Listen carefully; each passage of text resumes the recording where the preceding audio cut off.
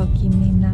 而家咧我哋就 on the way 咧去緊 Victoria and Albert Museum 啦。咁今晚咧喺嗰度咧就會舉辦一個 Cartier Exhibition 嘅一個 opening ceremony 啦。咁咧我哋就好期待啊！咁陣間我會影一啲好精彩嘅內容俾大家睇。我哋去 V&A 嘅路上呢，就會經過 Hyde Park 啦。咁最近倫敦天氣就好好啦，好多人都會出嚟做下運動啊，曬下太陽咁嘅。咁話咁快呢，我哋就到咗 V&A 啦。大家可以見到呢，現場呢係已經有好多人排緊隊嘅。咁當日係 Cartier Exhibition 嘅開幕 party 啦，亦都係第一日嘅 private view， 所以呢就會有好多人參加嘅。咁當中呢，包括一啲媒體啊、藝人啊、造型師等等嘅。咁 V&A 咧係倫敦最大嘅藝術類嘅博物館啦，亦都係我最中意嘅 museum。咁佢咧大部分嘅展覽咧都係免費參觀嘅，有少部分咧，例如係呢個 Cartier 嘅展覽咧就係要付費嘅。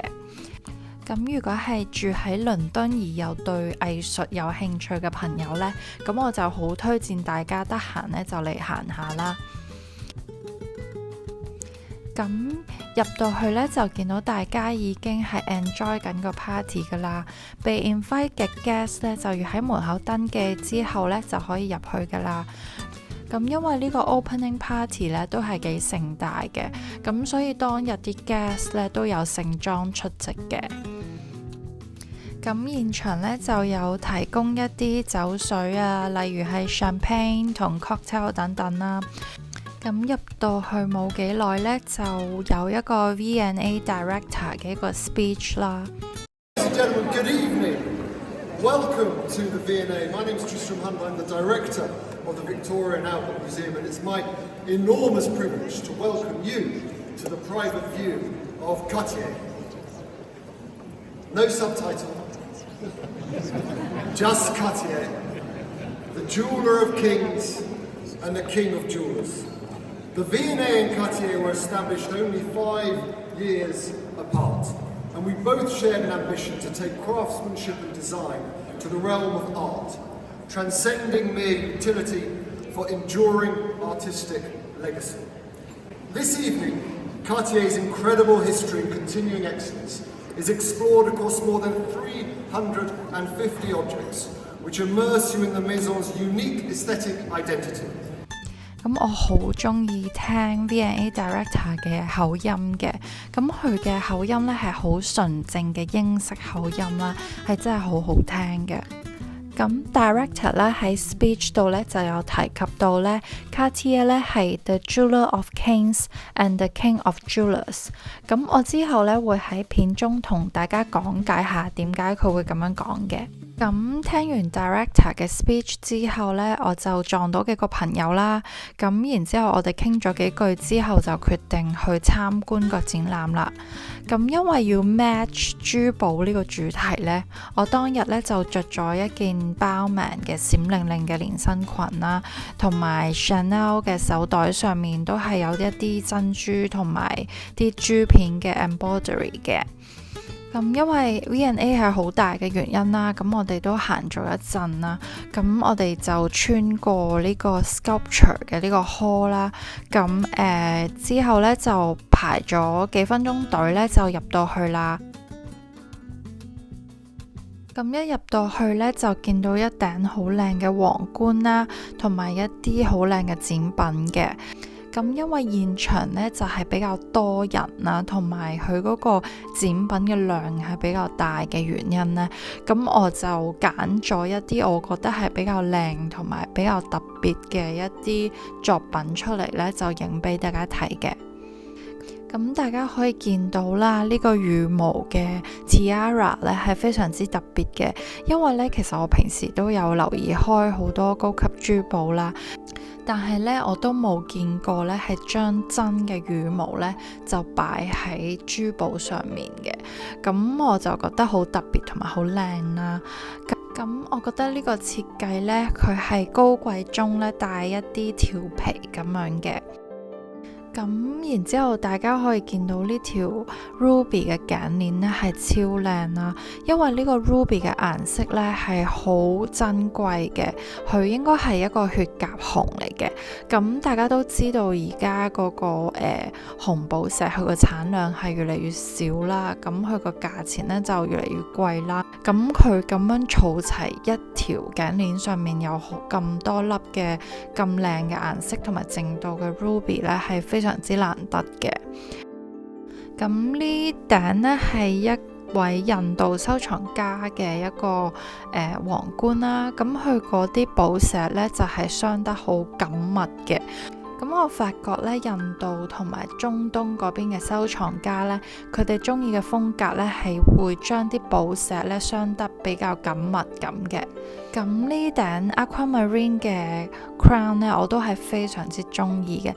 大家可以留意下呢，佢嗰個 Aquamarine 嘅顏色啦，同埋淨度呢，都係非常之靚啦。而家呢個時候呢，應該會比較難去揾呢啲咁大粒又咁乾淨嘅石出嚟去做成珠寶咯。咁呢條頸鏈呢，係 Cartier 一位印度收藏家做嘅一條 special order 啦。咁我認為呢係全場最犀利嘅一條頸鏈啦。咁準確嚟講呢，佢係有7條頸鏈嘅，因為呢，佢條頸鏈呢係有7層嘅。咁佢個主石呢係一粒黃鑽嚟嘅，咁係約略有雞蛋咁大隻嘅，咁佢呢係有200幾卡啦，咁大家冇聽錯嘅，唔係2卡，唔係20卡，係200幾卡嘅。咁條頸鏈呢喺現場睇個閃爍度呢，同埋嗰個視覺上面嗰個震撼嘅感覺呢，係影唔到出嚟嘅，所以我非常之推薦大家去現場睇呢條頸鏈嘅。咁影片入面嘅呢位男士呢，就應該係呢條頸鏈嘅主人啦。跟住落嚟，我哋睇下呢個羽毛形狀嘅 brooch 啦，咁都係好靚嘅。咁佢中間個主石呢，應該都係有100幾卡啦，咁應該係一粒啡鑽嚟嘅。咁呢條 ruby 嘅頸鏈都好靚啦。其實講個靚字都講到攰啦，因為呢現場呢係有非常之多呢，佢個主石係超過100卡嘅一啲珠寶啦。咁而佢嘅淨度啊同埋顏色呢都係頂級嘅。咁因為我唔想條片咁長嘅原因啦，咁我就冇一一影俾大家睇啦。加上佢嗰個 size 都係非常之罕有啦，因為要喺而家去揾一啲咁大粒而又咁高 quality 嘅石嘅話，其實係好難嘅。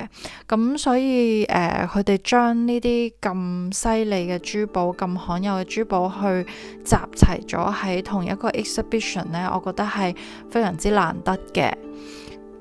咁雖然我都見過唔少高級珠寶啦，但係呢啲咁高 quality 同埋咁大量嘅珠寶呢嘅展覽呢，我都係第一次見啦。咁而家呢個展呢，就已經開放俾公眾去欣賞噶啦。咁個展呢，係做到2025年嘅11月16號。咁我聽講呢，而家係 fully book 到6月咁樣嘅。咁大家如果中意珠寶嘅話呢，就建議大家可以去 V&A 嘅官網買飛啦。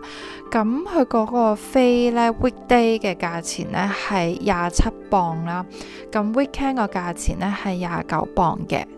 呢個展呢亦都係英國近30年來首個 Cartier 作品為題嘅大型展覽啦。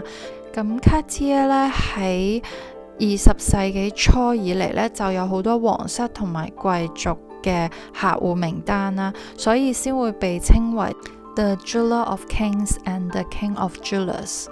咁個展覽呢都有展出由 King Charles 呢從皇室收藏中呢特別借出嘅收藏品啦，咁以及呢來自英國同埋國際博物館啊，同埋一啲私人收藏嘅作品。咁咁我都有喺現場嘅 description 度了解到呢，好多珠寶呢都係由皇室或者係一啲貴族去出借嘅。咁即係由此可以見到呢，嗰陣時20世紀初嘅時候呢，Cartier 呢係真係有好多皇室同埋貴族嘅客戶嘅名單嘅。咁呢條影片播緊嘅呢，就係關於 Cartier 嘅炮系列呢係如何製作啦。咁原來呢，嗰個做呢個炮嘅呢啲作品嘅工藝呢係非常之精細同埋複雜嘅。咁呢個炮嘅系列呢，亦都係 Cartier 比較 signature 嘅一個系列啦。咁佢而家呢喺鋪頭度都仲有得賣嘅。咁呢條影片播緊嘅就係 Anne Hathaway 喺 Ocean's 8電影入面嘅片段啦。咁佢戴緊嘅嗰條頸鏈呢，現場都有展示嘅。然後呢，下一間房呢，我哋就會見到一啲古董錶啦。咁大家可以見到呢 Cartier 呢隻古董錶呢，就叫 Crash 啦。咁喺而家二手市場呢，係非常之受歡迎啦。咁個價位呢，都係炒到好高嘅。呢條蛇形嘅頸鏈呢係非常之閃爍同埋靈動嘅。咁呢條頸鏈係 belong to 一個美國嘅 actress 嘅。Cartier 得益於電影、音樂同埋時尚界嘅人物嘅青睞呢，咁佢就進一步拓展咗全球嘅影響力啦。而家我哋嚟到最尾一間房啦，亦都係我最中意嘅一間房。呢間房呢，成間房都係 tiaras 嚟嘅。咁展品當中呢，有好多唔同設計嘅美輪美奐嘅 tiara 啦。咁啲 tiara 呢，都係由唔同寶石組成嘅，包括有鑲嵌鑽石、紅藍綠寶石、opal、珍珠等等嘅寶石。喺呢間咁靚嘅房間入面呢，我想留翻少少時間俾大家靜靜欣賞。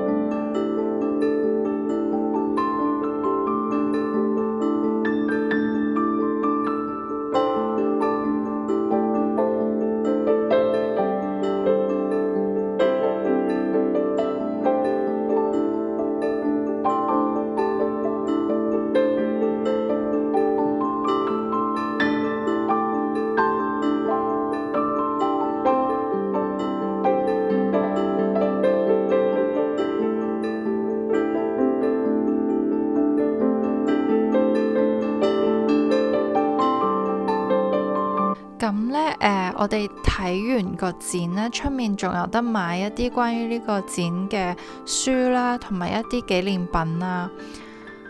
咁就完咗啦。咁最尾俾大家睇下我當日嘅衣着啦。英國其實雖然近排係比較多陽光，但係都係比較凍少少咯，所以都係出門都係要着件褸嘅。如果唔係就會冷親啊。